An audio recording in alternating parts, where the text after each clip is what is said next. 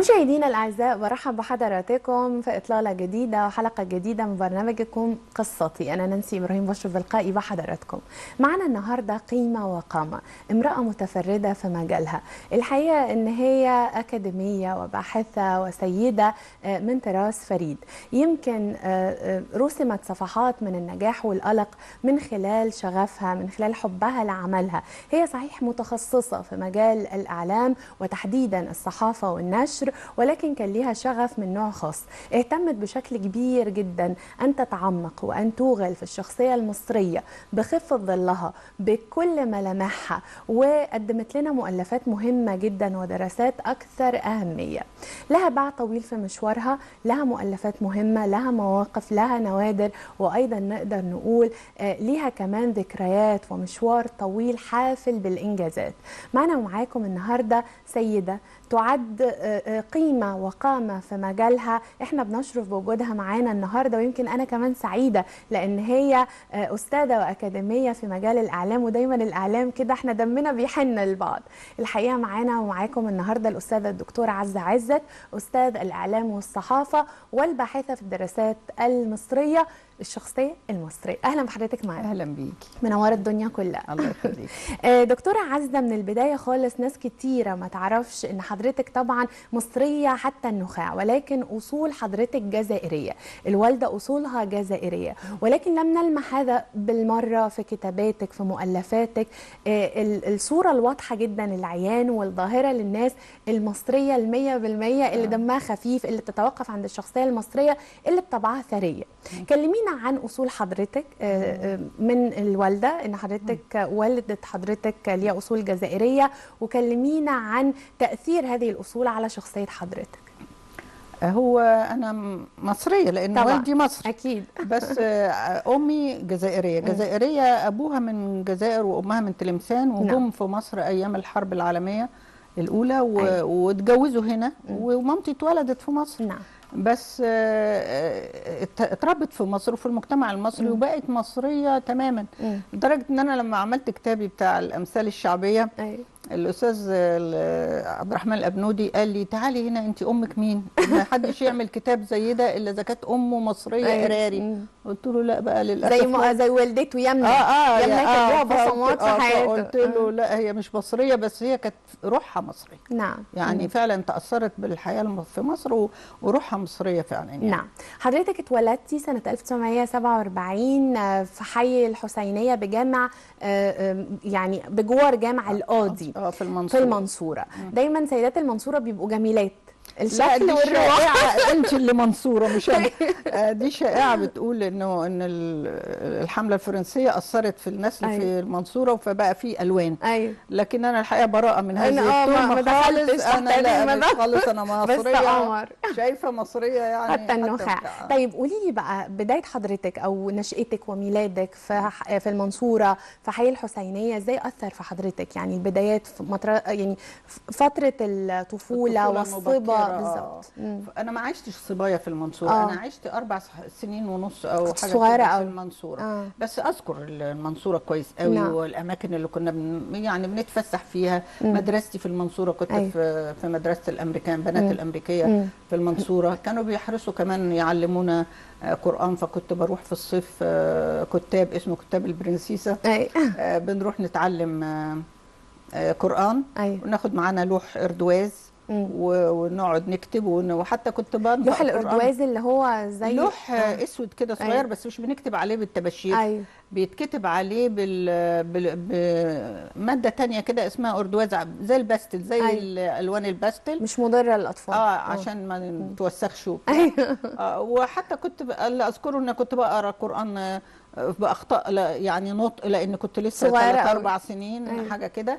وكانت فتره في الطفوله سعيده فعلا، لان كانت مدرسه الامريكان دي كانت مدرسه تربويه جدا، لدرجه انهم اثروا فيا. كان عندي مدرستين في اولى وابتدائي، روضه يعني مش ابتدائي، روضه اللي هي بيسموها دلوقتي كي جي. في الروضه كان عندي ميس فاروزه وميس رشال. الله. ميس فاروزه دي تركت فيا اثر كبير جدا، لدرجه ان انا كتبت عنها فيما بعد مقاله يعني. الله. شكرا لكل من ضربوني، لان هي ايه موضوع ضربتك؟ انا سامعه ان كان في مكافاه، يعني كانت هتكافئك وتحول الامر لعقاب. انا عملت حاجه كويسه، قلت اجابه صح يعني. أيوة. فقالت لي اخرجي في الصاله اللي بره الفصول زحليقه خشب كده، اطلعي اتزحلقي 5 مرات. ده ايه ده كده بتكافئك؟ بتكافئني علشان انا قلت حاجه صح. أيوة. فخرجت، فانا لقيتها مشغوله مع الطلبه، قلت اكمل لعب. فتوسعت بقى في اعمالي وقعدت اتزحلق بقى 7-8 مرات بتاع. فهي تريها كانت شايفاني، راحت منادياني مركزه مع حضرتك. نيمتني كده على حجرها، وجابت مضرب زي مضرب البينج بونج كده وضربتني عدد المرات اللي انا يعني شوف العدل يعني اللي انا غلطتهم. وعلمتني درس اني حد شايفني ما حدش شايفني التزم انا اعمل الصح. صحيح. ولحد دلوقتي فعلا انا حريصه على اني، او فعلا في يوم من الايام كتبت لما بدأ الواحد بقى ياخد ضرب من جهات كتير، يعني ده اسلوب ضرب رحيم جدا حتى مش زي المدارس الضرب المعنوي الضاري. مش في قدر من الرأفة يعني. مش بتقرمع صوابعي ولا بخرزانه ولا الحاجات دي كده، انما علمتني قيمه الحمد لله. طيب المفارقه بقى والنقله ما بين كتاب البرنسيسه اللي حضرتك كنت بتعلمي فيه قرآن كريم وكنت صغيره بالاخطاء كلها، وفي نفس الوقت النقله لمدرسه الامريكان، النقله دي ما عملتش ازدواجيه في شخصيه حضرتك كنت صغيره ولا اثقلتك اكتر واديتك معرفه اكتر؟ بالعكس انا حبيت العربي قوي زي ما حبيت الانجليزي. ودلوقتي الناس بتدخل ولادها مدارس اجنبيه فبيبقى ميولهم اكتر للغه الاجنبيه وما بيتقنوش العربي. بالعكس انا حسيت ان انا حبيت اللغه العربيه وحبيت الانجليزي في نفس الوقت. وطبعا مع مرور الوقت كمان الواحد ادرك انه قيمه اللغه عشان تتوظفي بيها في مكان يتطلب لغه، لكن اتقانك للغه بلدك ولغتك الاصليه ده شيء اساسي ايا كان العمل اللي هتقومي بيه. طب حضرتك تعقبي بايه او تعلقي على الامهات والابهات دلوقتي اولياء الامور اللي بيدخلوا اولادهم مدارس اجنبيه سواء امريكيه فرنسيه يعني ايا كانت اللغه الاساسيه وبيمنعوهم ان هم يتكلموا عربي، فيجوا بعد كده على العربي بتاعهم مكسر او مش مظبوط، تعقبي بايه على ده؟ والله ده خطا فظيع لانه ده كاننا بننسلخ من جلدتنا. صحيح. يعني انا هقول لحضرتك حاجه، انا عن تجربه بعد ما الفتره اللي قضيتها في المنصوره في مدرسه الامريكان، لما نزلت القاهره دخلت مدرسه عربي، مدرسه عربي حكوميه عاديه. ايوه. وطبعا مستوى الانجليزي بتاعي نزل كمان طبعا عشان ما فيش ممارسه، ما فيش لغه. اللي احنا كنا ما بناخدش انجليزي غير في اعدادي. فال6 سنين بتوع دول عملوا فجوه. فلما جيت اشتغل عشان اقدم في الاذاعه لازم يكون انجليزي، عشان اقدم ما بشتغل مضيفه لازم اكون بعرف انجليزي. فجات لي العقده بتاعت اللي الناس عاملينها دي. انا بعترف بعقدي يعني. كلنا عندنا عقد على فكره. فقلت لا انا لازم بنتي اعلمها انجليزي كما ينبغي. الله. ففعلا وديتها مدرسه دوليه وكان الانجليش بتاعها هايل، بس طبعا العربي كان بعافيه شويه. لا بعافيه خالص يعني. خطها وهي في الجامعه كانه خط واحده في ثالثه رابعه ابتدائي. العربي بتاعها ضعيف. كمان المدارس الانترناشونال دي ليها عيب خطير جدا اكتر من حكايه اللغه، الانتماء والولاء، ومفيش طابور صباح ومفيش حيط عمل ومفيش اي ما بيدرسوش التاريخ العربي. بيدرسوا تاريخ اوروبا وبتاع، بيدرسوا المصريات كشيبتولوجي كماده مصريات، منسلخين تماما عن جذورهم. طبعا بتبقى يعني انتماءاتها ضعيفه. اعتقد لازم بقى الاسره تبقى واخده بالها من النقطه دي. هو انا بلاقي الناس الحقيقه دلوقتي ما فيش كتاتيب، بس مثلا بيجيبوا شيخ في البيت يعلم الولاد قران، بيعملوا في الصيف دروس صور حضرتك وانتي قمر ولا تزالي قمر برضه على الشاشه بتعرض للساده المشاهدين. الله يخليك. ده كان زمان. لا قمر ولسه قمر والله. ايام النعناع. ايوه. ايه موضوع النعناع ده؟ يعني ايام ما كان الواحد لسه منعنع. وحضرتك زي القمر ده. الله يخليك. انا النهارده يتصادف على فكره النهارده عيد ميلادي. كل سنه وحضرتك طيب. كل سنه وحضرتك طيبه. لو كنا عرفنا كنا جبنا تورته لحضرتك النهارده.